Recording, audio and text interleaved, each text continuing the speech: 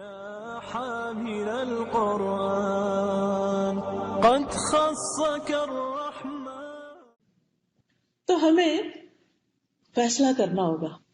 ایک معصوم بچہ، اپنے بچے جب غلطی کرتے، کوئی چیز خراب کر دیتے، کوئی توڑ دیتے، کچھ گڑبڑ کر دیتے، کچھ تو رک کے ضرور سوچا کریں کہ کیا ان کو مار کے یا ان کو ڈانٹ کے یا ان کے ساتھ سخت یا چیخ چلا کے یا کچھ بھی کر کے کیا وہ سب کچھ واپس ہو جائے گا؟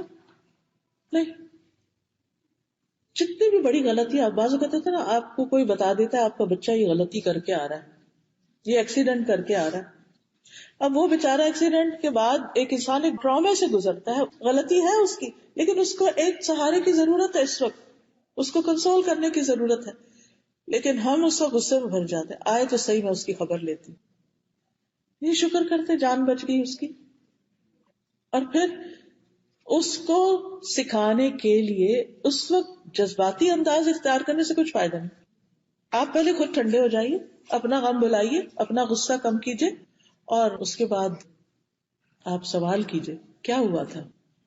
سب سے پہلے تو کہ چلے شکر ہے جان بچ گئی، اللہ کا شکر، کوئی بات نہیں، چیزیں آنی جانی، اللہ اور دے دے گا، اس میں بھی کوئی خیر تھی، اللہ تعالیٰ اس سے بھی کوئی سبق سکھانا چاہتا ہے.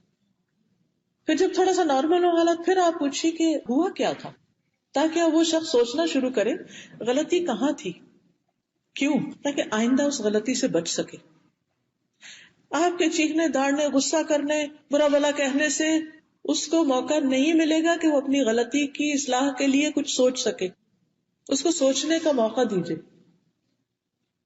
اس پہ ٹرسٹ کیجیے، اس کو یہ کہنے کا موقع دیجیے کہ میری ماں مجھے بلیو کرتی، مجھ پر اعتماد کرتی، اور غلطیاں بھی ہو سکتی